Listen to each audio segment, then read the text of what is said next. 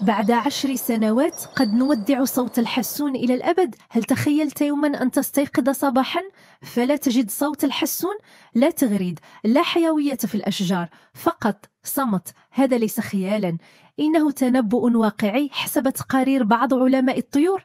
إذا استمر الصيد والاحتجاز الجائر فقد تختفي طيور الحسون تماما خلال السنوات ال10 القادمة. الحسون ليس طائرا عاديا، هو رمز للحرية وللجمال وللصوت الذي يلامس القلب قبل الأذن. لكنه الآن خلف القضبان. آلاف الطيور تصطاد يوميا وتحبس في أقفاص ضيقة، تباع وتشترى كأنها ألعاب. ولكن ما لا يعرفه الكثيرون هو أن الحسون لا يتكاثر في الأسر، لا يحب الأقفاص، لا يغني فيها، ولا يعيش طويلا. هذا الطائر إذا حرم من الحرية يموت بصمت. والأخطر، كل حسون يحتجز هو خطوة جديدة نحو اختفاء النوع.